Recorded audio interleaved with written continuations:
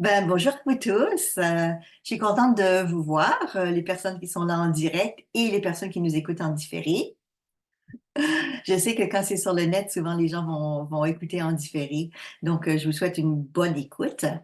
Aujourd'hui, on a un sujet très intéressant dans le coaching, mais quelque chose qui est propre au coaching et qui est vraiment particulier dans cette approche-là. Et c'est la relation que l'on a entre le coach et le coaché pour aussi la mise à jour et l'activation des ressources. Donc, vous m'avez déjà entendu dans certaines conférences sur le coaching parler de l'importance des ressources, mais aujourd'hui, j'aimerais aussi revenir sur la méthodologie coaching. Qu'est-ce que ça a de différent et particulier, et surtout et avant tout sur cette relation qu'on crée dans cette méthode de coaching. Donc, si vous voulez être coaché, parce que certains d'entre vous, votre objectif, c'est peut-être de rencontrer un coach ou d'être coaché, ou si votre désir et aspiration, c'est de devenir coach, sachez que la formation chez IDECOM, la formation de coach, vous permet de faire les deux. Donc, parce que vous allez être coaché tout le long de votre formation par les autres participants, mais aussi par les enseignants et par un coach attitré, mais vous allez aussi apprendre la méthodologie coaching. Donc, j'aimerais commencer par vous parler de qu'est-ce que c'est cette méthode du coaching. Et pour faire ça, je vais me permettre de faire un partage d'écran avec vous et venir sur les origines du coaching. Donc, on va remonter dans le temps un petit peu. Le coaching avec le titre coaching, c'est assez récent, ça date des années 70 à peu près, donc les années 70 pour nos amis suisses et de d'autres pays. Par contre, il y a eu beaucoup d'influences. C'est pour ça que j'ai marqué des influences idéologiques qui ont fait qu'on est arrivé à cette méthodologie-là dans les années 70 à peu près, encore une fois. Après, l'approche coaching en elle-même est quand même basée sur des recherches scientifiques, sur des études euh, qui sont liées aussi donc à la méthode en elle-même, mais aussi au fait que les gens peuvent très très bien en coaching faire ce travail sur eux-mêmes et aller chercher des forces et des ressources et découvrir des réalités et des réponses qu'ils ont déjà à l'intérieur d'eux. Donc, dans les influences, vous avez sûrement déjà entendu parler de Socrate, hein? C'est un philosophe grec, mais on remonte à quand même assez longtemps. Avant Jésus-Christ, là, on était dans les 470. Là. Euh, il était très connu parce qu'il a mis au point une méthode de questionnement. Bon, ça l'a tué, ceci étant dit. Hein. Et quand vous allez lire sur lui, vous allez dire, oh là! Bon, dans le coaching, on ne meurt pas parce qu'on pose des questions, parce qu'on fait attention à la façon qu'on pose des questions. Mais à l'époque, il avait mis en place une méthodologie pour poser des questions qui était appelée la maïeutique. Et traduit, parce que c'est en grec, hein, mais traduit en français, ça s'appelait l'art d'accoucher. C'est beau, hein, comme terminologie, mais en fait, c'est parce que sa maman était sage-femme. Ce que beaucoup de gens ne savent pas. Mais comme sa maman était sage-femme, ça a du sens que sa technique, c'était en lien avec l'accouchement. Sauf que lui, ce qu'il disait, c'est il accouchait pas des corps physiques, là, mais ce qu'il disait, c'est qu'il aidait les personnes à accoucher de leur âme. C'est magnifique, hein? Donc, c'était en posant des questions, comme par exemple, qu'est-ce qui t'a emmené à penser à ça? Quelle est l'idée en arrière? Comment tu as fait pour en arriver à cette déduction? Comment ça se fait que tu fais que ça va avec ça, que ça égale, alors que ça n'est pas nécessairement quelque chose qui va ensemble? C'était le genre de questions qu'il posait à l'époque. Donc, ce genre de questions-là lui permettait de faire émerger ce que lui appelait des vérités ou des grandes vérités intérieures. Donc, vous le voyez ici, ça permettait de mettre en forme des pensées confuses. Donc, son objectif, c'était que la personne se relie avec ce qu'il appelait son âme, ou son être profond, si vous préférez, et fait émerger des ressources et des forces et des solutions. Donc, c'est pas récent, là, la méthode pour poser des questions, puis aller chercher des réponses à l'intérieur de soi, ça fait déjà longtemps. Donc, Socrate faisait ça aussi à l'époque et il avait une liste de questions qu'il posait régulièrement, qui sont des questions qu'on utilise dans le coaching aussi aujourd'hui. Et plus près de nous, dans les années 70, Timothy Galli, qui lui était un capitaine d'équipe de tennis à l'Université Harvard aux États-Unis, a découvert à un moment donné, il s'est rendu compte que pour coacher ses équipes, là on était dans le coaching sportif, hein, mais pour coacher ses équipes, il fallait qu'ils sortent hors du cadre habituel. Et il s'est rendu compte que ce qui aidait vraiment à avoir des meilleurs résultats, aussi au niveau sportif, c'était le thinking, le mind, la façon de penser, la réflexion j'allais dire les artistes, mais c'est un peu des artistes aussi, là, mais que les sportifs avaient.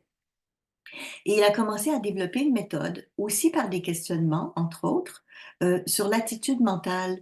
Et son objectif, parce qu'il travaillait avec son équipe, c'était de surmonter leurs défis. Et les défis, bien sûr, en tant que sportif, hein, vous le savez, c'est le doute, hein. Ça va marcher, je réussirai pas, je vais y aller, je verrai la médaille, je l'aurai pas. Le manque de concentration, les erreurs qu'il faisait. Et il a écrit un livre qui s'appelle The Inner Games of Tennis, qui est connu sur le plan international comme étant le démarrage du coaching officiel de notre époque. Donc, c'était un coach sportif, mais il a développé des choses très intéressantes sur les questionnements aussi. Donc ça, c'est pour ceux qui ont influencé par la façon de penser, même si ça s'appelait pas du coaching à l'époque, ni avec Socrate, ni avec Galé. Mais tout ça nous a emmenés dans la méthodologie coaching à se référer quand même à des façons de penser scientifiques. Donc, je ne sais pas si vous avez entendu parler, certains d'entre vous, oui, mais pas tout le monde, de la fameuse école de Palo Alto qui existait dans les années 50 aux États-Unis. L'école de Palo Alto, c'était comme un regroupement de scientifiques, de chercheurs, dont entre autres, vous voyez, je vous ai écrit Gregory Bateson, Don Jackson, qui a créé le Mental Health Institute à l'époque, donc qui était très connu à l'époque, Weakland Gialli, Richard Fish, William Fry, Karen Chandler et Paul Václavic, qui est très connu pour ses théories sur le changement. Oui, il y en avait d'autres, hein. Ils n'étaient pas les seuls à l'école de Palo Alto, mais j'ai mis ceux-là parce qu'ils ont influencé et marqué l'époque de par leur façon de penser d'ouverture d'esprit. Et entre autres, dans l'école de Palo Alto, ce qui a beaucoup changé comparativement à tout ce qui se passait avant cette époque-là, c'était l'orientation thérapeutique et comment on aide et on accompagne les gens.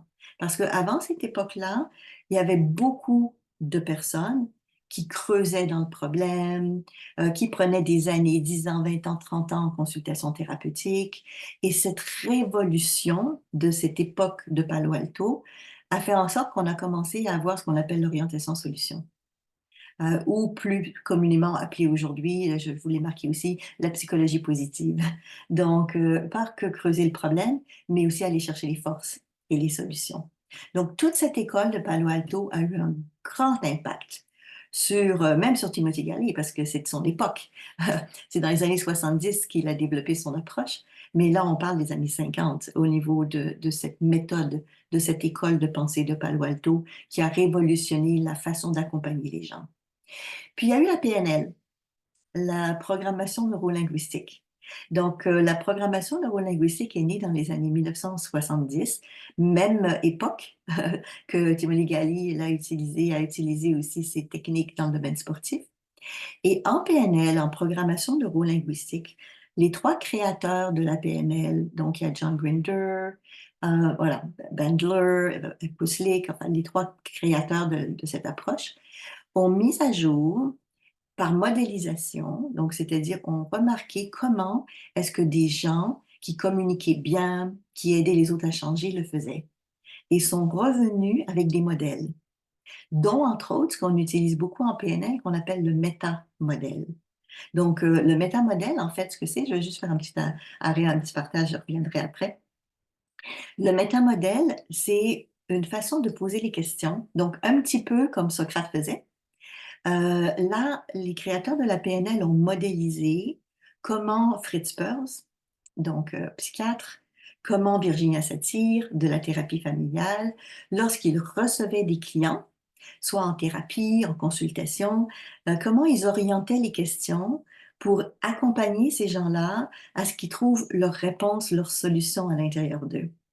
Donc, on peut dire que le métamodèle en PNL, parce qu'il y a des formulations de questions que Socrate utilisait lui aussi, exactement identiques, mais c'est normal parce que c'est dans la nature humaine qu'on veut aider quelqu'un ou accompagner quelqu'un à formuler les questions d'une certaine manière parce qu'on sait que ce qui va monter de ça, c'est des phrases, des idées, des réflexions qui vont être stimulantes ou qui vont être aidantes, confrontantes des fois, ça peut être le cas aussi, mais pour aider la personne à réaliser son objectif. Donc, dans les années 70, il y a eu cette modélisation qui a emmené la PNL à se développer et à intégrer un modèle de questionnement que beaucoup de personnes qui font du coaching aujourd'hui utilisent, mais qui provient du monde de la PNL. Après, la PNL aussi a développé beaucoup l'utilisation du VACOG, donc des modes sensoriels, principalement dans des techniques d'accompagnement pour se synchroniser avec l'autre personne.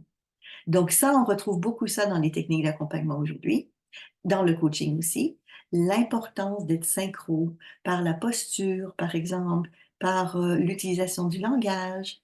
Donc, par exemple, ce qu'on dit en PNL, c'est qu'on va prendre une posture similaire à l'autre personne parce que ça a été prouvé après, quand il y a eu d'autres recherches scientifiques, que les longueurs d'onde du cerveau vont s'ajuster quand on se synchronise avec quelqu'un.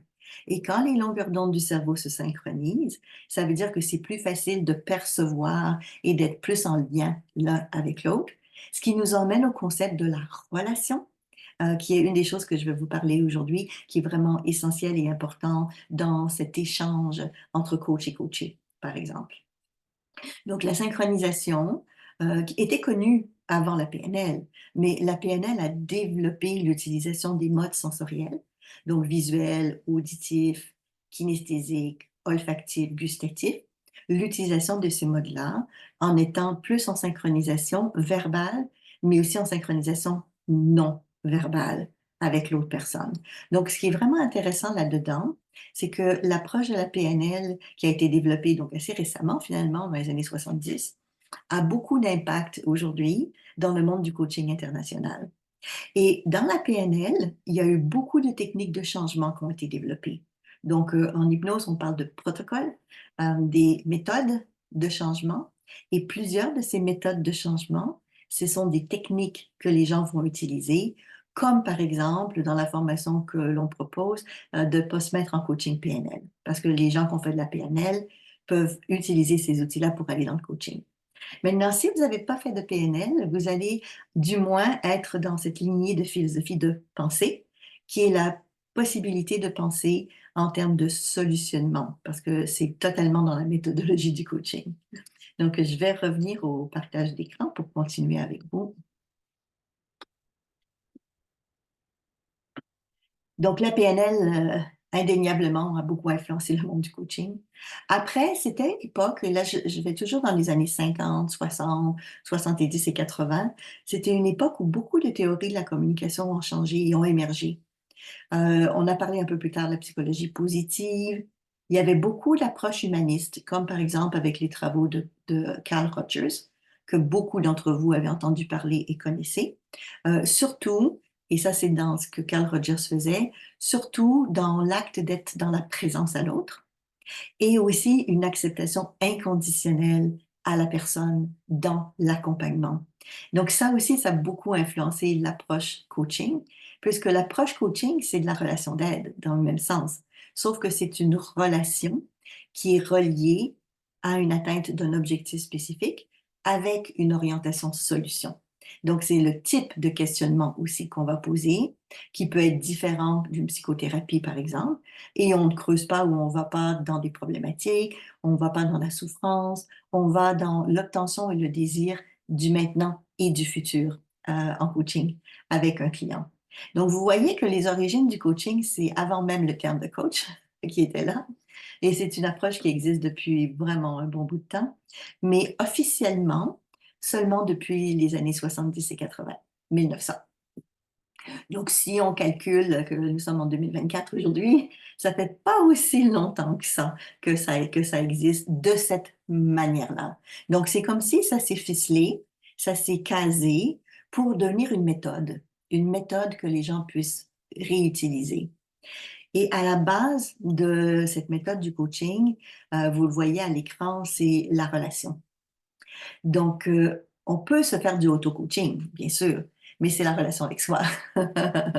Mais habituellement, quand on parle d'un coaching, c'est une relation avec le coach. Donc, coacher, coach. Et dans la mise en place d'une relation, il y a des points importants à prendre en considération parce qu'on crée une relation. Donc, si la personne n'est pas à l'aise, n'est pas confortable, c'est sûr que ça ne marche pas du tout. Donc, les bases fondamentales de la relation du coach-coaché, vous l'avez vu tout à l'heure à l'écran, c'est le respect. Le respect, ça veut dire bien les choses, là, mais on va commencer par le respect des différences. Parce que quand on accompagne quelqu'un en coaching, on n'a pas nécessairement besoin, nous, d'être d'accord ou en désaccord avec ce que la personne dit. C'est sa propre réalité.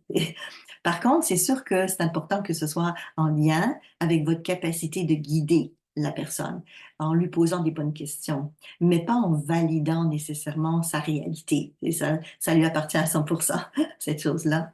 Mais respecter la différence. Et en PNL, on dit respecter le modèle du monde de l'autre. Donc, ce que ça veut dire, respecter le modèle du monde de l'autre, c'est que chaque personne a son expérience de vie et basée sur son expérience de vie, la personne n'aura pas les mêmes actions ou les mêmes commentaires. Vous savez, c'est comme on part en voyage ensemble et puis on revient, puis des amis nous posent la question comment c'était en voyage et puis on parle peut-être pas des mêmes choses. Quelqu'un va parler à quel point les restaurants étaient exceptionnels, l'autre va dire la mer, la plage, c'était fabuleux, d'autres vont dire les boutiques, les magasins, c'était fabuleux, tout ce qu'il y avait. On a fait le même voyage, mais on ne parle pas de la même expérience. Donc, quand on parle de respect dans l'accompagnement coaching, c'est respecter ces différences-là, mais respecter aussi le fait que chaque personne va encoder ou recevoir l'information de sa vie, donc de ce qui se passe autour, différemment, parce qu'on n'a pas les mêmes filtres nécessairement. Donc, c'est une des choses qu'on apprend à travers le coaching, donc dans les formations, c'est à s'adapter à ces différents modes pour poser les bonnes questions, pour aller dans les modes sensoriels qui sont appropriés. Mais dès que la relation s'installe, on est dans cette relation de respect et c'est une demande de respect mutuel. Ce que j'aime beaucoup dans l'orientation coaching, parce que c'est une relation, c'est pas le coach qui arrive en disant je sais pour toi. C'est pas du tout la méthodologie coaching. C'est plutôt un peu comme Socrate faisait, c'est-à-dire aller vers éveiller ou rappeler la capacité intérieure de la personne à trouver ses propres solutions. Donc, c'est un respect aussi du client, du coaché, à respecter l'approche de son coach, qui est aussi un humain. Enfin, c'est une relation, on est d'accord là-dessus. C'est les deux qui sont impactés à travers de cette relation-là. Donc, numéro un, le respect. Numéro deux, c'est d'installer de la confiance. Alors, évidemment, la confiance, ça s'acquiert, hein? Ça s'acquiert, bon, parce que on va, en bon québécois, on dit que les babines suivent les bottines. En anglais, on dit walk your talk. Donc, ce que ça veut dire, c'est être cohérent. Le coach, la plupart du temps, parce qu'on travaille sur nous aussi, même quand on est coach, hein, mais le coach a cette méthode et cette façon de faire de cohérence et d'être assez aligné dans son coaching, dans sa méthodologie professionnelle. Donc, on est un professionnel en premier pour aussi emmener la personne à ce qu'elle retrouve sa zone de confiance. Donc, on parle de confiance en soi, on parle des fois de confiance à la vie, des fois on parle de comment mettre en place des stratégies pour avoir confiance ou pas à certaines personnes autour de nous. Donc, le cadre de la relation coaching, c'est le respect, la confiance et comme dans n'importe quelle approche d'accompagnement, la confidentialité.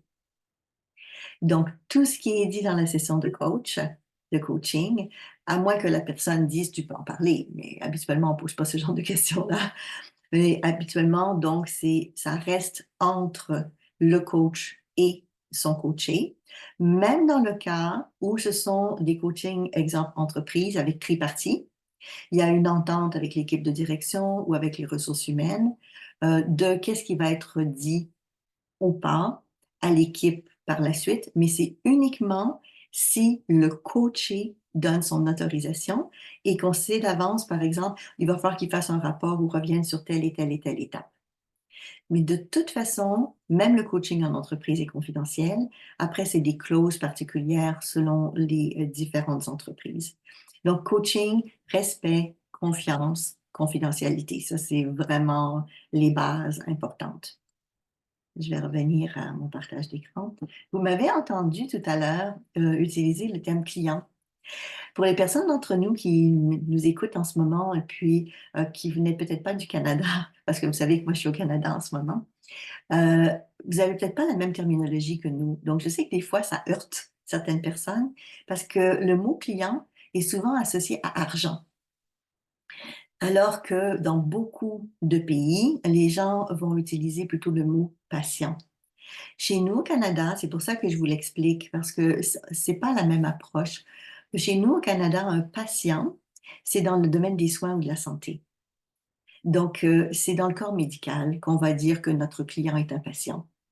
Alors que quand on parle en coaching au Canada, on n'a pas cette terminologie de patient, on a une terminologie de client.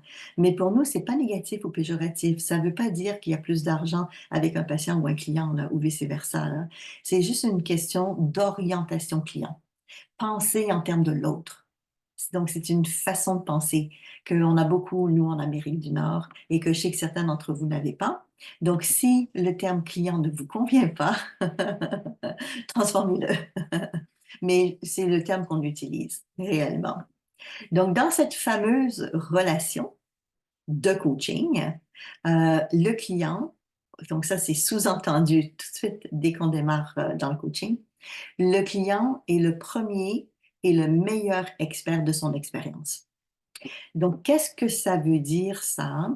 Ça veut dire qu'on sous-entend dès le départ qu'on n'arrive pas avec des solutions pour l'autre.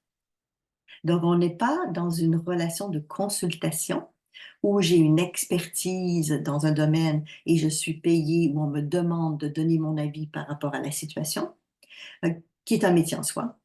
J'arrive pas en enseignant quelque chose à quelqu'un qui serait plutôt dans la casquette de formateur, mais plutôt j'ai des outils dans le coaching, et je vais vous en parler quelques-uns dans un instant, pour faire en sorte que l'autre personne va en elle, parce qu'on prend pour acquis qu'elle a déjà à l'intérieur d'elle des solutions, des forces et des ressources.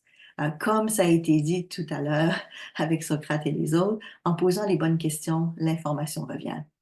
Donc, le client a ses propres solutions. Sauf que s'il consulte en coaching, c'est parce que la plupart du temps, il n'a pas la solution consciemment disponible tout de suite. Ça ne veut pas dire qu'elle n'est pas là, mais ça veut dire qu'elle est peut-être dans un tiroir, dans un placard, et elle revient de l'inconscient la plupart du temps. Donc, dans cette méthodologie coaching, qui est une méthodologie, encore une fois, de relation à l'autre, le coach va emmener le client à dire, OK, c'est toi qui es l'expert de ton contenu. Donc, peu importe le métier, le travail ou la raison pour laquelle tu es ici aujourd'hui, moi, j'ai pas besoin en tant que coach de savoir comment solutionner ça. C'est pas notre but. Mais je vais t'aider, par contre, de différentes manières pour que tu ramènes à ta conscience, donc que tu reviennes mentalement aware, ouvert et conscient, pour que le défi que tu vis ou le challenge que tu as, qu'il y a des solutions qui peuvent se mettre en place et des ressources qui vont s'activer. Donc, le client a son expertise. Ça, c'est vraiment un présupposé crucial de ce type d'accompagnement. Encore une fois, comparativement à de la consultation, par exemple, où on prend pour acquis que la personne ne sait pas comment faire, ou que la personne ne l'a pas appris, ou qu'elle n'a pas la connaissance. Donc, ça, c'est très différent. Le client n'a pas de solution consciente, je vous en ai parlé tout à l'heure. C'est pour ça qu'il va aller en coaching. Mais ça ne veut pas dire qu'il n'a pas de solution du tout, hein. Ça veut dire que pour toutes sortes de raisons, il ne s'est peut-être pas posé les bonnes questions ou il n'a pas été dans le bon tiroir pour aller chercher au placard pour aller chercher sa ressource. Donc, dans le coaching, le coach va guider la personne à remettre son cadre de référence en question. Ça veut dire quoi?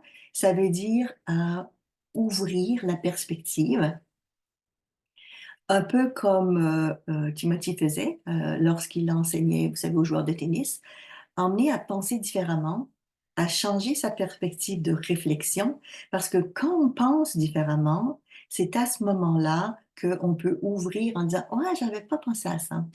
En coaching, on dit qu'il y a des bonnes questions, mais il y a aussi des super questions. Et quand on entend le coacher dire, oh, j'avais vraiment pas pensé à ça, habituellement on dit, ah, ça c'était une bonne question. Parce que ça emmène la personne vers autre chose. Ça ouvre la perspective vers autre chose. Donc, on guide la personne à se remettre en question par rapport à son cadre de référence, son cadre de fonctionnement habituel. Après, on va poser des questions à la personne, pas uniquement sur ce qu'elle fait, sur ce qu'elle dit, mais aussi sur qui elle est.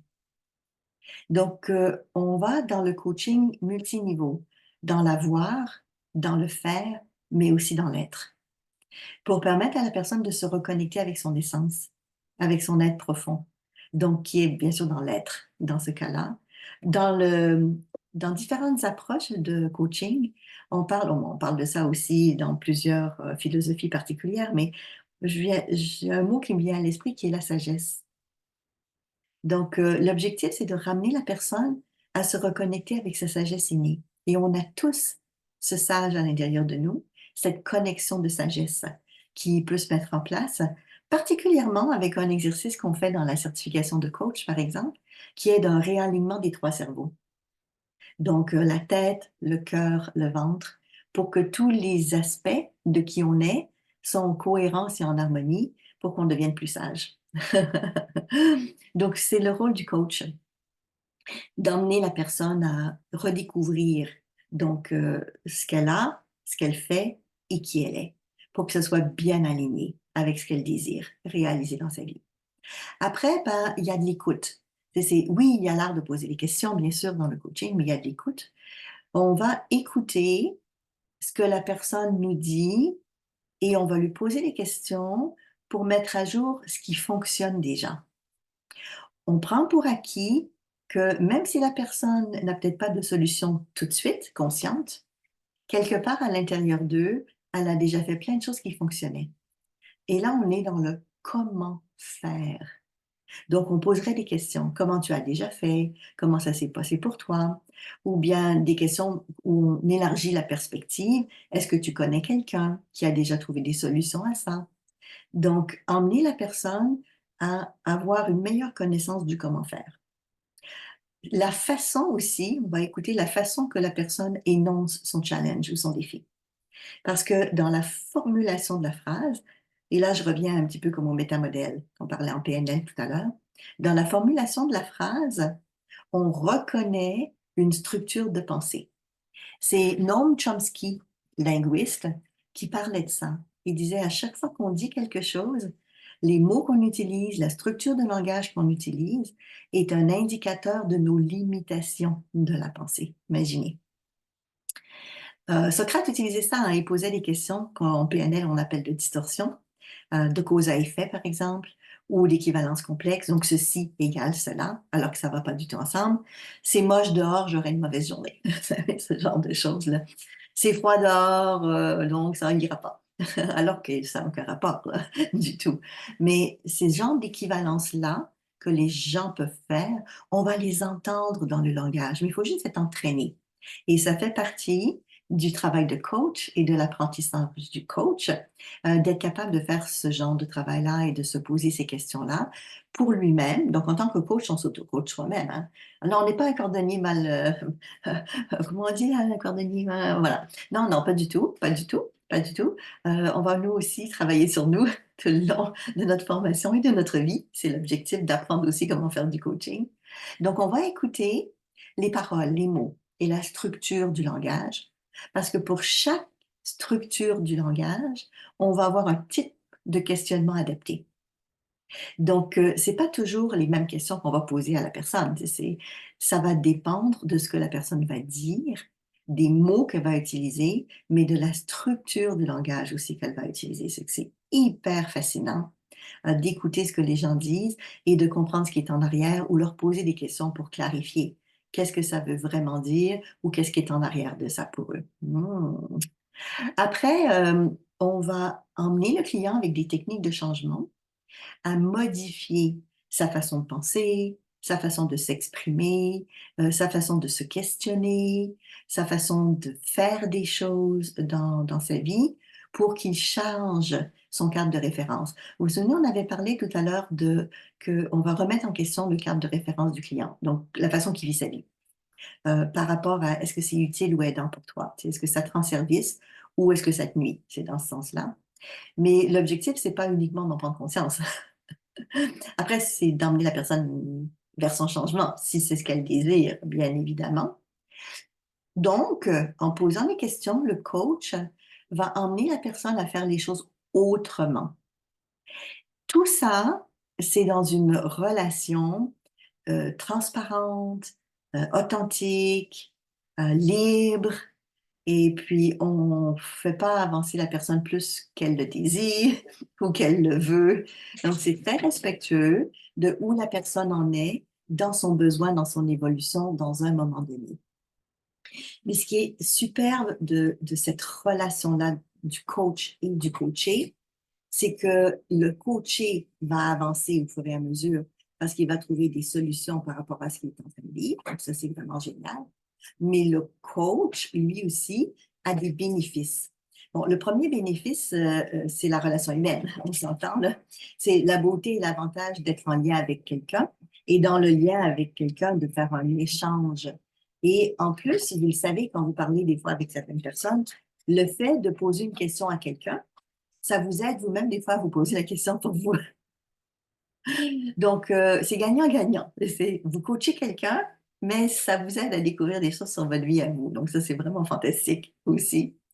Et cette présence à l'autre, juste le fait d'être en présence avec l'autre, fait en sorte que dans nos vibrations, et ça, c'est d'autres recherches scientifiques qui ont démontré ça, qu'on va activer les longueurs d'onde du cerveau qui vont faire en sorte qu'on va mieux solutionner. Donc, je vais faire des partages d'écran, je vais vous parler un petit peu de tout ça parce que c'est absolument et totalement fascinant, tout ce qui peut être fait dans ce sens-là. Donc, là, j'aimerais vous emmener à une thématique très importante du coaching qui va dans le sens aussi de ce qui a été beaucoup étudié au niveau scientifique, c'est être dans la présence. Bon, aujourd'hui, on parle beaucoup de neurosciences, de être dans la conscience, et là, je vous parle de être dans la relation avec l'autre, mais j'aimerais aussi vous parler que le coaching, c'est une méthode de présence et de plusieurs choses par rapport à la présence.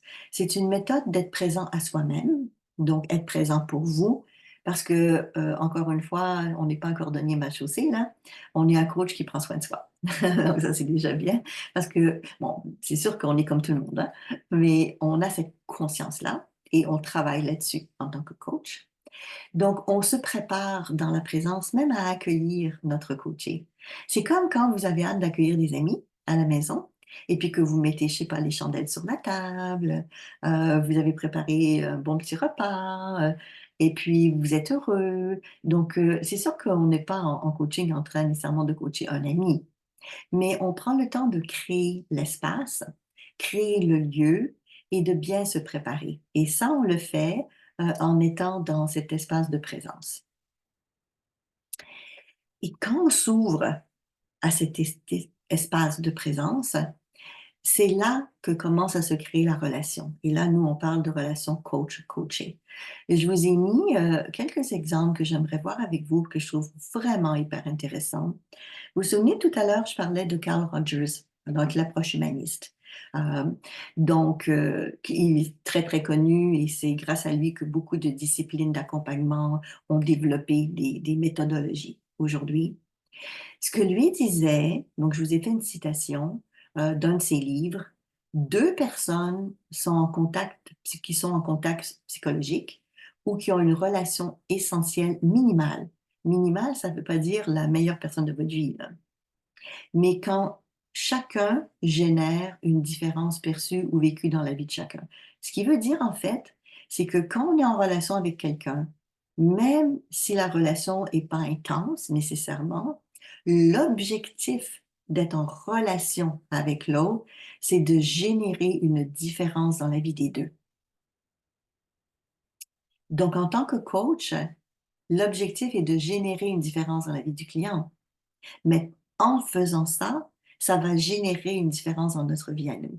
Puisque c'est une relation, C'est pas juste dans un sens. Donc, c'est pour ça que je disais que le coaching, c'est aussi une forme d'autodéveloppement personnel. Que vous soyez coach ou que vous soyez le coaché, et dans les deux sens, puisque c'est la relation qui évolue et non pas un qui évolue pendant que l'autre court après ou l'autre veut le rattraper. C'est les deux. Il y a la relation qui s'installe.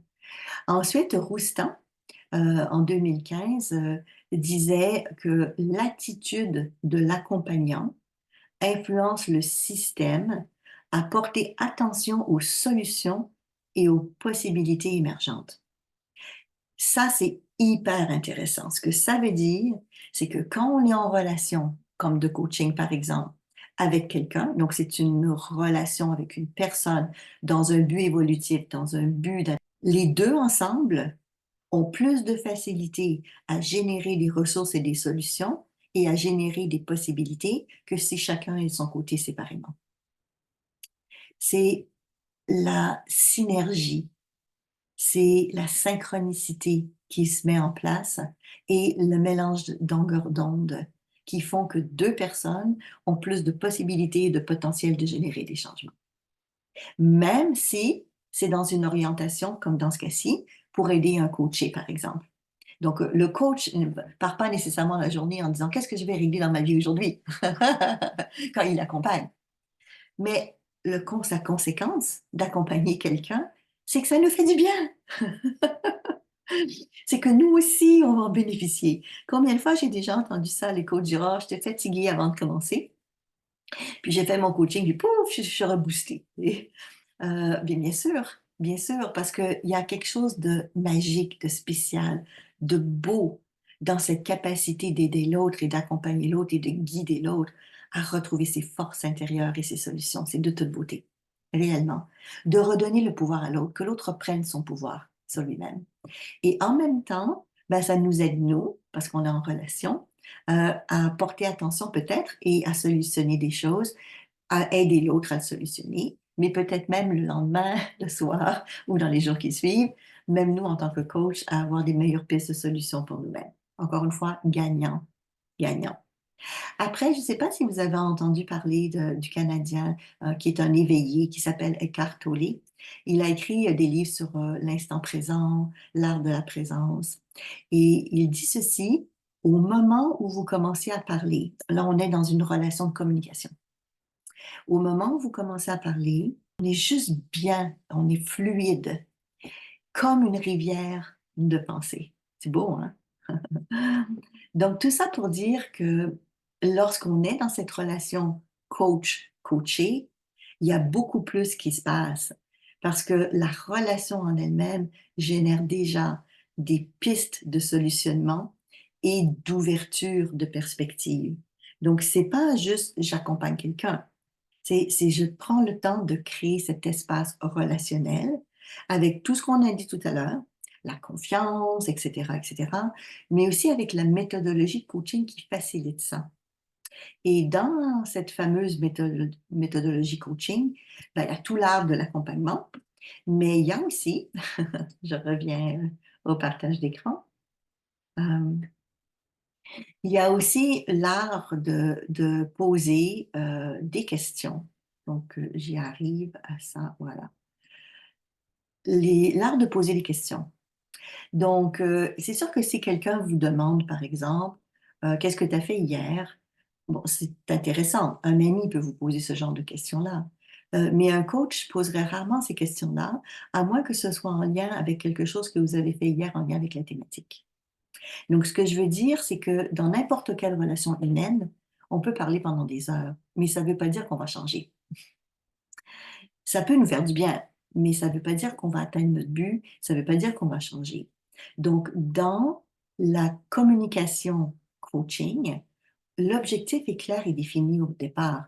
L'objectif, c'est d'emmener la personne à atteindre son but, son résultat, ou du moins, s'il y a des soucis ou des résistances, de comprendre qu'est-ce qui bloque en cours de route et qu'est-ce qu'elle aurait besoin comme ressource pour générer ce changement-là.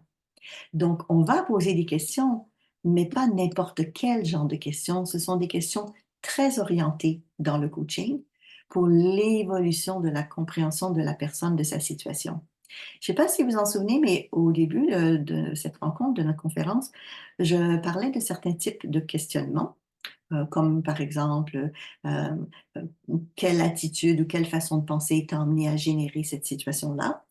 Ce sont des réflexions plus avancées que parler, bien sûr, vous le comprenez bien, de l'appui et du béton. Donc, il y a des types de questionnements et c'est ces questions qu'on va apprendre et qu'on va utiliser dans la méthodologie coaching, qui sont ce qu'on appelle des questionnements puissantes. Donc, il y a des bonnes questions, il y a des très bonnes questions, mais il y a des excellentes questions.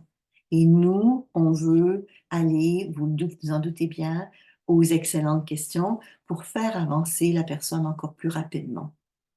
Donc, on peut parler pendant des heures de bonnes questions, mais si vous savez comment faire, et ça s'apprend, c'est une méthode, pour emmener la personne à trouver à travers des questions des réponses encore plus pertinentes pour elle, ben, on va aller dans une méthode qui est plus rapide, plus efficace, plus centrée. Donc, c'est un petit peu comme si on fait un tir à l'arc, là. On veut aller au centre de la cible.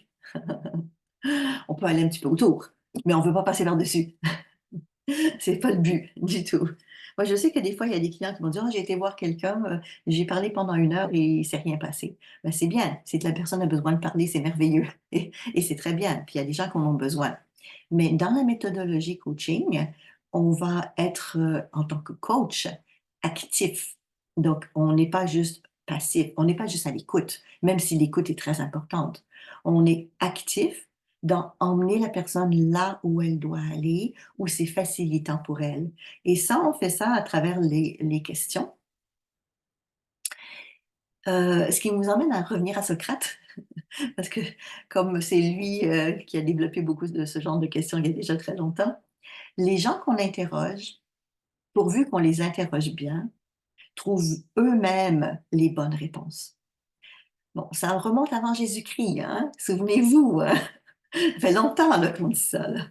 Les esprits forts discutent des idées, les esprits moyens discutent d'événements et les esprits faibles discutent des gens. Bon, ça, c'est pas moi qui le dis, c'est Socrate. Mais le plus important, c'est la phrase ici, que quand on interroge bien les gens, ils vont trouver d'eux-mêmes des bonnes réponses. Dans le coaching CCP, dans la certification de coach professionnel, on a une orientation de présupposés. Présupposés, ça veut dire quoi? C'est qu'on sous-entend, c'est comme des prémices. On sous-entend des choses en partant quand on fait un coaching. La première chose, c'est que on sait que chaque personne porte en lui un savoir et une connaissance très souvent inconsciente. Ce que ça veut dire, ça, c'est que quand je vais accompagner quelqu'un, en tant que coach, je me dis pas que la personne ne sait rien. Je me dis pas qu'elle n'a jamais rien testé. Je dis pas qu'elle est démunie. Je dis pas nécessairement qu'elle est en détresse. J'en sais rien. Enfin, on va vérifier. Mais je pars du principe que quelque part à l'intérieur d'elle, si elle se connecte avec cette sagesse, cette vérité intérieure, elle va avoir les réponses à ce qu'elle a besoin et la connaissance qu'elle a besoin ou les savoirs qu'elle a besoin ou les stratégies humaines qu'elle a besoin vont revenir ou remonter au conscient. Et c'est ce qu'on désire. C'est ce qu'on désire. Donc, on prend pour acquis en tant que coach que mon client, la personne en face de moi, a une connaissance. Mais des fois, il n'y a pas toujours accès. C'est juste ça. Ensuite, un autre présupposé qu'on va utiliser dans le monde du coaching, dans la certification de coach professionnel, par exemple, c'est que dans chaque être humain, et ça vient aussi du modèle de la PNL, il y a une sagesse et des ressources. Le docteur Milton Erickson, psychiatre, le créateur de l'hypnose ericksonienne, mais aussi Virginia Satir, qui faisait de la thérapie familiale, et beaucoup d'autres personnes à cette époque-là, disaient exactement la même chose. Donc, je vais vous le dire là. Il disait, à l'intérieur de chaque être humain, il y a des ressources. Ressources étant des forces, des connaissances, des compétences. Socrate disait pareil, il y a plus longtemps. D'autres aussi disent la même chose. On utilise cette même attitude de pensée pour structurer et organiser la relation, parce qu'on est dans la relation avec l'autre. Donc, en tant que coach, je me dis, mon client sait, C'est juste que là, il a peut-être oublié, il a peut-être mis de côté, il ne se souvient peut-être pas qu'est-ce qu'il a mis dans son tiroir. Mon client a des ressources, c'est juste qu'il n'a peut-être pas été les connecter ou les chercher encore. Et sinon, ben, il y a d'autres moyens d'aller chercher ces ressources-là et on va l'accompagner à le faire. Ensuite, on part du principe que quand on va poser des questions à la personne, le savoir peut revenir à la conscience. Donc, c'est en orientant où est-ce que je cherche. Comme par exemple, si un client voudrait manger du riz, par exemple, si je l'envoie à l'épicerie seul, il risque de chercher longtemps si c'est la première fois qu'il va à cette épicerie-là. Mais si je lui dis le riz est à la troisième rangée et c'est en bas, tablette du milieu, il va aller beaucoup plus rapidement chercher son riz qu'il a besoin pour l'acheter. Donc, je sais que ça fait l'air drôle un petit peu comme métaphore, mais c'est pour vous expliquer que en posant les bonnes questions, la personne va aller directement à l'endroit où ses ressources sont placées. Donc, ça va sauver du temps, ça va sauver de l'énergie. Et on part du principe, encore une fois, que la plupart du temps, les gens ont les ressources. Bon, là, je parle de ressources internes, on s'entend, hein? Je parle pas de ressources externes comme l'argent, par exemple, ou ce genre de choses. Mais ont des forces à l'intérieur d'eux. Donc, les questions que le coach va poser, on sait d'avance que ça aura un impact et que ça va ramener des choses à la conscience de l'être humain. Et aussi, pour les personnes qui font de l'hypnose, et certains d'entre vous, vous avez déjà fait des formations en hypnose, on peut faire de l'hypno-coaching. On a d'ailleurs une formation d'hypno-coach chez nous. Et dans l'hypno-coaching, là, on a un but aussi dans le coaching qui est de générer un état de transe chez le client, non pas uniquement la conscience ou le conscient, qui n'est pas la même chose, mais un état de transe pour que, à travers les questionnements qu'on va poser dans la méthodologie coaching, que la personne va faire circuler à l'intérieur d'elle toutes les informations et les ressources qui sont encodées dans son inconscient pour les rendre disponibles. Donc, vous n'êtes pas obligé de faire de l'hypnose pour faire du coaching. Mais si vous faites de la PNL, vous pouvez faire de la PNL avec le coaching. Et si vous faites de l'hypnose, vous pouvez utiliser l'hypnose dans le coaching. Donc, la PNL, l'hypnose, ce sont des outils. La méthode d'accompagnement, c'est le coaching, juste pour vous permettre de faire une distinction entre les deux. Donc, on va poser les bonnes questions. On revient à un partage d'écran. Et les bonnes questions, ce sont celles qui font avancer la personne vers l'atteinte de son objectif. Donc, il y a des questions qui sont bien évidemment meilleures que les autres. Et quand la personne est bien activée dans ses questionnements, à un moment donné, on va avoir besoin aussi, dans le coaching, de faire des connexions avec les ressources. Donc, j'en parle depuis tout à l'heure. Soit par les questions, soit avec l'inconscient.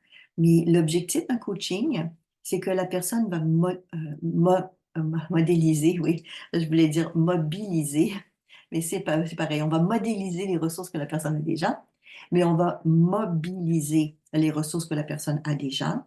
Donc, je vais vous le lire parce que c'est un peu difficile à lire à cause de la photo qui est plus noire, mais selon cette conception, donc de mobiliser les ressources peuvent être des moyens que la personne utilise pour atteindre son objectif. Donc, nous, on a besoin de savoir, et on va poser des questions là-dessus, quelles sont les ressources motivantes? Qu'est-ce que la personne a besoin pour passer à l'action? Je ne sais pas si vous savez ça, mais c'est vrai dans beaucoup de métiers de l'accompagnement, c'est vrai aussi dans le domaine thérapeutique. Un des challenges que les gens ont, c'est pas la volonté, c'est pas le désir de changer, c'est la mobilisation pour générer le changement. En d'autres mots, être motivé et c'est la clé, passer à l'action. Donc, beaucoup de gens vont procrastiner. Je sais que je dois changer. Je sais que je vis pas ce que je veux. Je sais ce que je veux, mais je ne le fais pas. Donc, un gros avantage d'avoir cette relation coach-coaché, c'est que le coach, par méthodologie, va activer chez le client la mobilisation de ses ressources et le passage à l'acte. Donc, bye bye procrastination et hello, j'atteins mon but. Je vais dans cette direction, je vais être motivée à l'atteindre. Donc, l'objectif en lui-même, des fois, est une motivation pour des gens. Tu sais, je veux tellement réaliser ça que ça va me stimuler. Mais pas toujours. Des fois, les gens ont besoin de puiser en eux avec des forces intérieures qu'ils ont déjà acquises et les transférer à cette nouvelle situation. Mais des fois, ils vont avoir besoin peut-être de modéliser des façons de faire, des compétences que d'autres personnes ont, ou peut-être aller chercher des éléments extérieurs qu'ils auront besoin, comme par exemple demander l'avis d'un ami, d'un collègue, de quelqu'un d'autre. Donc, pour mobiliser les ressources, il y a vraiment une approche dans cette relation à l'autre pour pas que le coaché, parce que ça arrive des fois, que le coaché se sent coupable la session suivante de dire j'ai rien fait. Tu sais, j'ai pas avancé, je l'ai pas fait, c'est pire. C'est... Donc, l'art d'y aller par étapes, d'emmener la personne dans un mouvement. Je vais vous montrer le modèle. Je vais le présenter à l'écran, des sessions de coaching. De préparer l'avant-session. Donc, on va définir le coaching, les services, les prix, la proposition, on fait des contrats au besoin. Ensuite, on établit la relation. Donc, c'est comme ça qu'on commence, hein, je vous en ai parlé. L'écoute, la relation, l'accueil, la synchronisation, le VACOG, les modes sensoriels.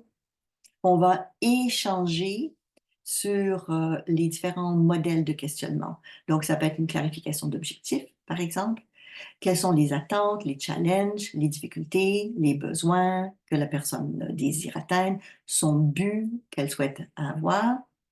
On va mettre à jour donc son objectif. Et pour faire ça, dans la méthodologie coaching, on va poser des questions comme le métamodèle ou d'autres types de questionnements et on va décoder quels sont les processus que la personne utilise. En d'autres mots, quelles sont ses valeurs? Est-ce qu'elle a des croyances soutenantes par rapport à son objectif? Est-ce qu'elle a des filtres de motivation aidants? Comme je vous parlais tout à l'heure. C'est bien beau avoir un objectif. Je suis bien beau être motivé, mais je fais comment pour passer à l'action? Donc, on va mettre à jour ces séquences pour s'assurer que la personne ne procrastine pas, passe dans une action saine. Tu sais, parce que l'action, c'est pas non plus de faire en une journée tout ce qu'on peut faire en 30 jours. Bon, des fois, l'inverse, c'est vrai, hein. On prend 30 jours pour faire ce qu'on doit faire en une journée. Mais le but, c'est que ce soit équilibré. On revient avec la sagesse intérieure. Donc, de trouver un équilibre dans l'espace, dans le temps qui est disponible. Et ça, c'est en décodant les valeurs, les croyances, la méthodologie que la personne utilise, ses stratégies gagnantes, etc. Après, ce qu'on appelle le travail, c'est les techniques de changement. Donc, si par exemple la personne elle a de la difficulté à dire non dans sa vie, ben, il y a des protocoles qu'on va utiliser, que vous apprenez dans le CCP, certification de coach, pour aider la personne à mieux s'assumer, à mieux dire oui ou à mieux dire non dans sa vie. Donc, il y a plein de techniques de changement différentes. J'en ai développé plusieurs que j'enseigne dans la formation. Il y en a plein en PNL, il y en a plusieurs en hypnose avec des protocoles. Et on va inviter la personne à s'activer dans le changement, qui est le changement qui est bon pour elle. Et ensuite, à la fin de la séance, qui dure en moyenne 1 heure, 1 h 30, ça dépend du coach, de sa philosophie, sa façon de faire, ben, on fait un récapitulatif de ce qui s'est passé. Donc, on demande à la personne, par exemple, de nous dire qu'est-ce qu'elle a vécu, qu'est-ce qu'elle a compris, et aussi qu'est-ce qu'elle va mettre en place, de se faire un plan d'action où tu t'en vas, qu'est-ce que tu vas faire, où tu vas, c'est quoi ta prochaine étape, dans combien de fois. On positionne la prochaine séance, la prochaine rencontre avec la personne, à moins que ce soit déjà fait d'avance, parce que c'est possible des fois, les gens des fois ont ce qu'on appelle des forfaits de coaching, c'est plusieurs sessions de planifier d'avance. Donc, on planifie la prochaine session, la prochaine étape, et au besoin, il peut avoir aussi des choses à faire ou à mettre en place d'ici la prochaine session. Donc, ça dépend de la thématique et ça dépend de ce que la personne a dit. Comme par exemple, si c'est pour une recherche d'emploi, ça pourrait être, bon, ben, je vais envoyer mon CV à au moins 5 entreprises d'ici la prochaine fois. Ou je vais faire 5 entretiens d'ici la prochaine rencontre, par exemple. Donc, c'est pas le coach qui détermine les tâches, c'est le client qui détermine lui-même les tâches qu'il désire accomplir ou ce qu'il veut mettre en place d'ici la prochaine session pour être dans cette action on parlait tout à l'heure. Donc, pour conclure, parce que je parle bien, mais pour conclure, la relation dans le coaching, c'est fondamental. Parce que quand on est bien, quand on est en confiance, quand la personne nous emmène dans des endroits à l'intérieur de nous qu'on n'a peut-être pas visités depuis un certain temps, ça nous permet de mettre à jour ce qui est poussiéreux, mais aussi ce qu'on avait oublié qui est aidant et qui est utile pour nous. Donc, cette relation de coaching facilite, parce qu'il y a la relation, parce qu'il y a l'échange entre les gens, ça facilite ces connexions de cerveau à cerveau, mais on peut dire aussi d'âme à âme, dans tous les niveaux, pour avancer dans ce que la personne désire atteindre. Après, l'intérêt, comme je vous disais, pour le coach, c'est que lui-même fait son propre travail en même temps. Et très souvent, il est payé pour, ce qui est un gros avantage. J'aide quelqu'un, mais je m'aide moi-même. Pourquoi pas? On en bénéficie. Ça, c'est le bonus qui va avec. Et ça peut mettre à jour aussi, bien évidemment, des choses à améliorer et à changer dans notre propre vie à nous, parce qu'on est sur Terre dans un processus d'évolution, comme vous savez. Et le coaching nous permet d'aller dans ce processus évolutif. Donc, en étant à l'écoute de l'autre, en développant ce qu'on appelle la posture du coach. Donc, je vais faire un dernier partage d'écran. Votre posture du coach. Pour vous dire finalement que le coaching est une approche qui est pour tout le monde. Donc, c'est pas uniquement est-ce que je veux devenir coach pour accompagner quelqu'un, c'est une méthode, c'est une façon de faire pour générer cette capacité de retourner chercher des ressources en soi, pour faciliter les questionnements, pour changer nos pensées limitantes, par exemple, pour transformer des croyances qui nous empêcheraient d'atteindre nos résultats.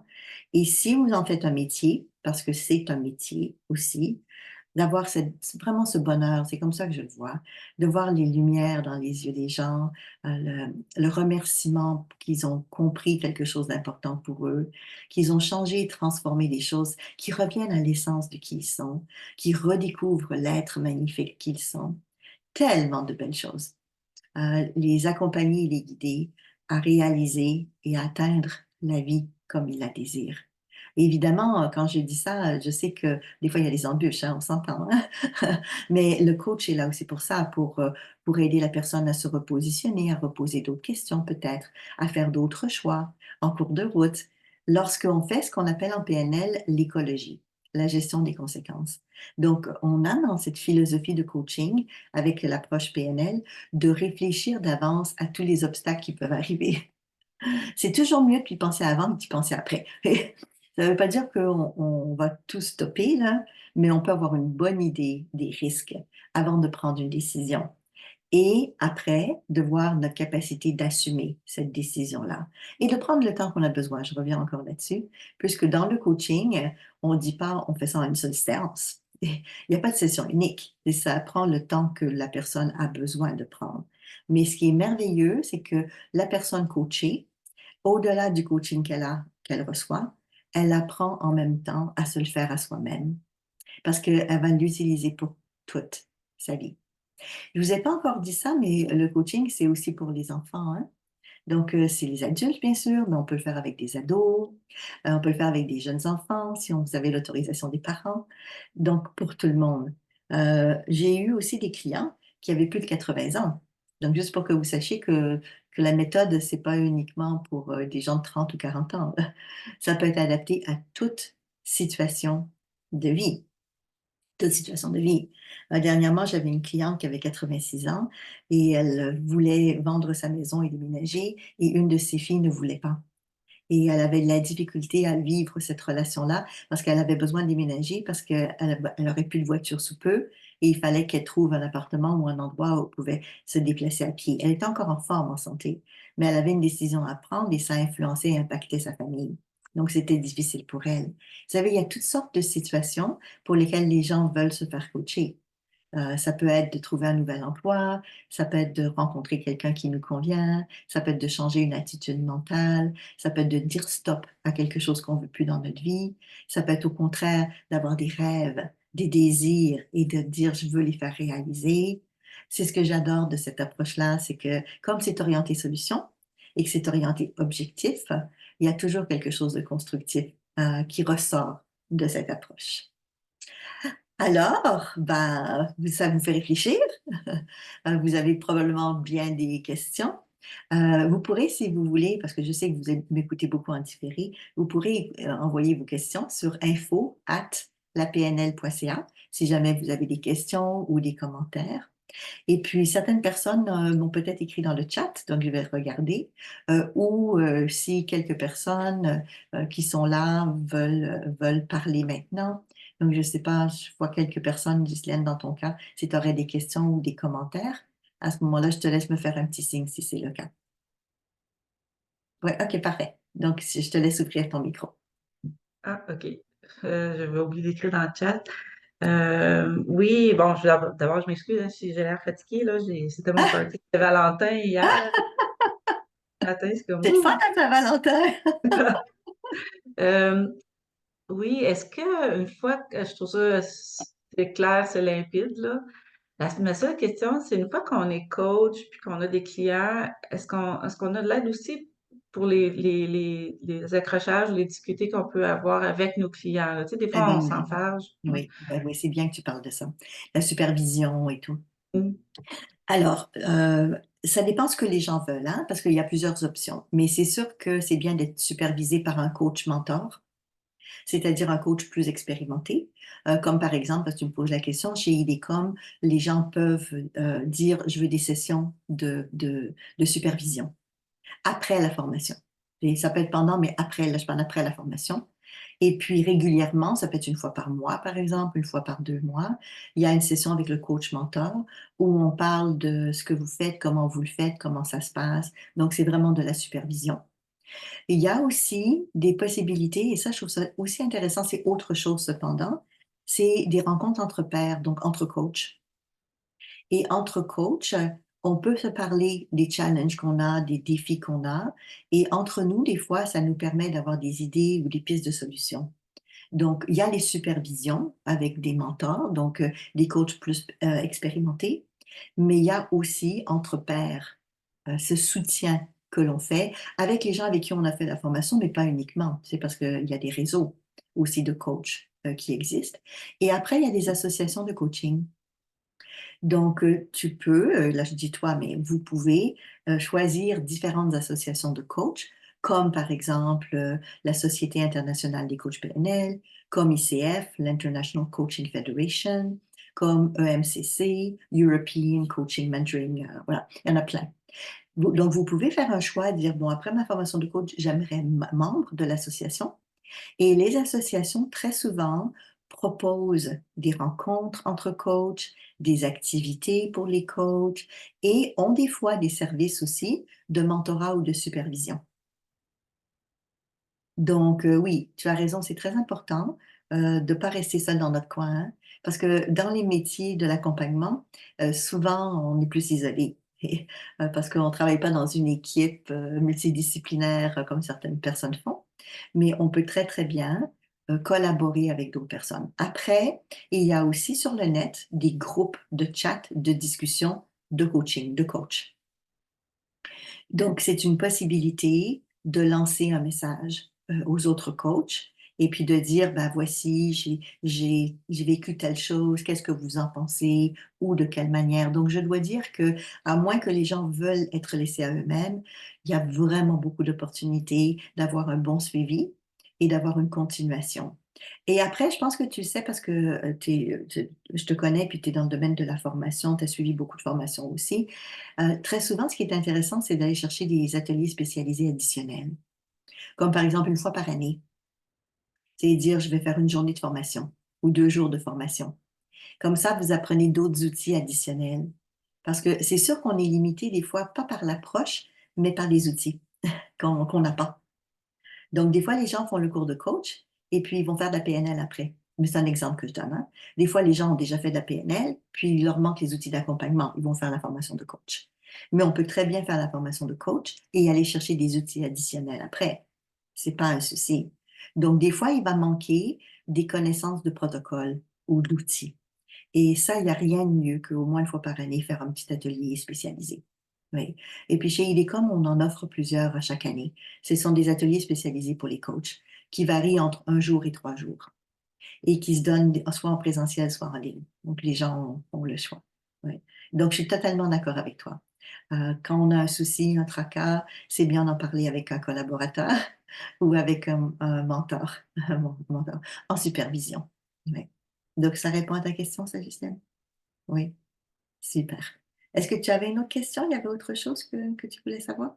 Le nombre d'heures qui sont reconnues, parce qu'au Ah, Québec, c'est comme important. oui. Alors, pour être reconnu, par exemple, par ce qu'on appelle des mutuelles, donc des compagnies d'assurance. En d'autres mots, un client va venir te voir et puis tu pourras, toi, remplir des documents pour que la personne soit remboursée par sa compagnie d'assurance. C'est vraiment intéressant, ça vaut vraiment la peine. Donc, chez nous, au Québec, ça existe, ce genre de situation-là. À ce moment-là, pour être membre, comme par exemple au Québec de l'ANN, par exemple, de RIPMA, par exemple, il y en a plusieurs, ben, il faut avoir fait 1 000 heures de formation. Donc, le cours de coach en lui-même n'est pas 1 000 heures. Mais si tu fais, par exemple, un PRAT en hypnose ou un PRAT en PNL, voilà, c'est que si tu fais un cursus complet, ce qu'on appelle un cursus complet, tu auras ton 1 000 heures. Et là, tu pourras devenir membre de ces associations-là. Et en étant membre, tu pourras donner des reçus pour les compagnies d'assurance. Donc, il y a la durée de la formation qui est souvent 500 heures, la formation en elle-même, mais il y a aussi les demandes que les associations vont faire, qui ne sont pas nécessairement le même nombre d'heures. Par contre, les associations vont prendre en compte les expériences que tu as déjà. Donc, évidemment, ça dépend pas d'IDECOM, ça dépend de l'association. Il faut monter ton dossier, mais ils vont reconnaître des formations que tu as suivies, par exemple, si c'est en lien avec la demande que tu fais. Comme dans ton cas, tu as déjà fait des formations en hypnose, par exemple, en relation d'aide, donc ça devrait compter normalement en faisant cette demande, cette démarche-là. Oui. Donc, la majorité des associations demandent 1 000 heures de formation. Maintenant, 1 000 heures de formation, c'est pas 1 000 heures en classe.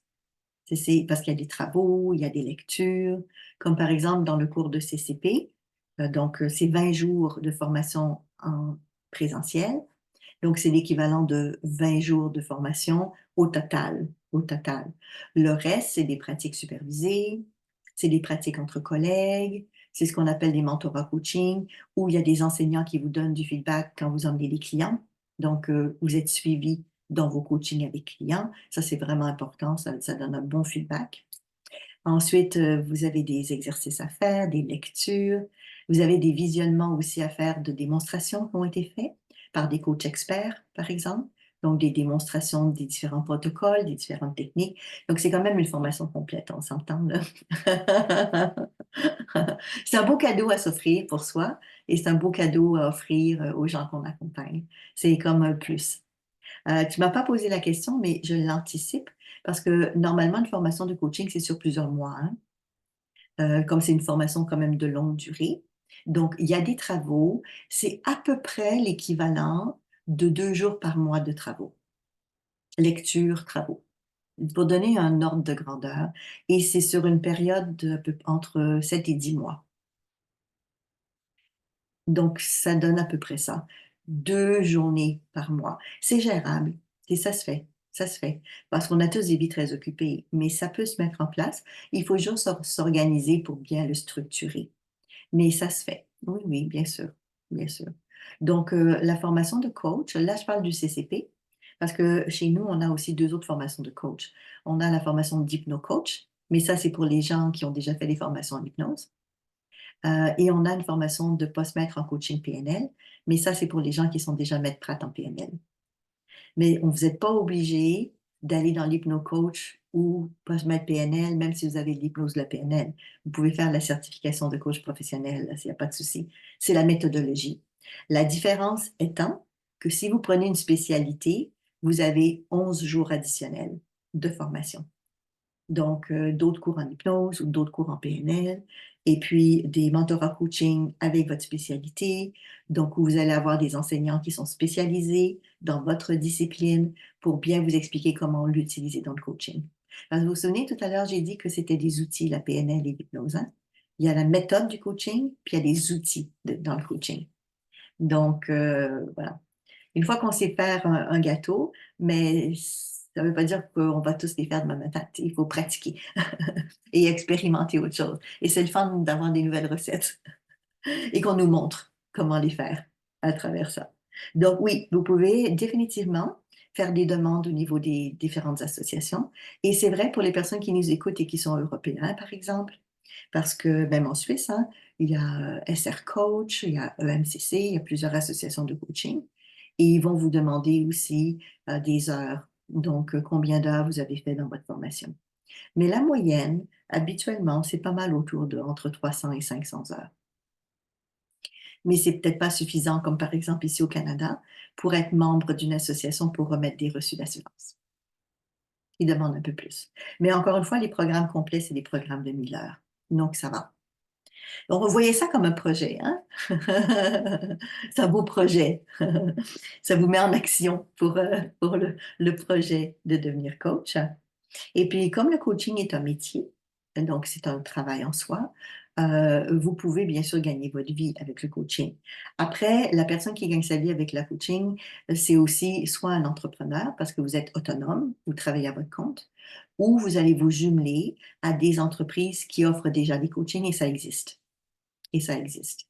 Il faut juste faire vos recherches, ça vous appartient. Mais vous pouvez très, très bien démarrer en tant que travailleur autonome avec votre entreprise. Mais sachez que devenir coach, c'est pas la même chose que devenir entrepreneur, hein? Donc, il faut apprendre aussi, hein, à demander de l'argent, à bien gérer son temps, à faire aussi du travail administratif, parce qu'il n'y a pas que le coaching comme coach. Il y a aussi la prise de rendez-vous.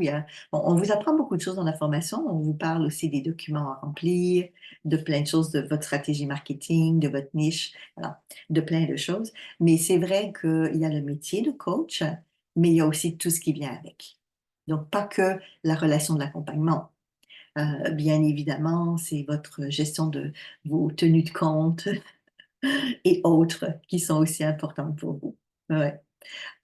Et puis, certaines personnes décident d'être coach dans leur entreprise, d'offrir le service à leur entreprise, ou bien de le faire à côté, ou en plus, si tu préfères. Donc, il y a des gens qui vont faire, je sais pas, 70% de travail et l'autre 30% vont le faire dans le coaching. Donc, il est aussi possible d'avoir une transition. Pas uniquement du jour au lendemain, j'arrête tout. Et c'est de faire la transition. Et aussi, on n'en a pas parlé aujourd'hui, parce que là, je parlais plus de la relation un à un, mais le coaching, c'est aussi du coaching d'équipe ou du coaching de groupe. Ce qui veut dire qu'on peut coacher deux ou trois personnes en même temps. Ça peut être des familles, mais ça peut être aussi des collaborateurs, ça peut être des partenaires d'affaires, ça peut être d'autres collègues au travail, par exemple. Donc, c'est assez vaste, en fait, hein, dans ce qu'on peut faire avec le coaching, pourvu qu'il y a un objectif et que l'intention est de solutionner et d'amener des ressources pour atteindre l'objectif. Et l'objectif peut être un objectif commun à plusieurs personnes. Maintenant, c'est sûr que quand on fait un coaching collectif à plusieurs personnes, il faut être un peu plus expérimenté. Donc, on va commencer par faire un coaching individuel avant de faire un coaching à trois, quatre personnes. Ça demande quelques compétences additionnelles, mais ça se fait, ça se fait. Donc, des coachings de groupe, des coachings d'équipe, ça peut être des coachings de famille, des coachings d'enfants qui ont des difficultés scolaires.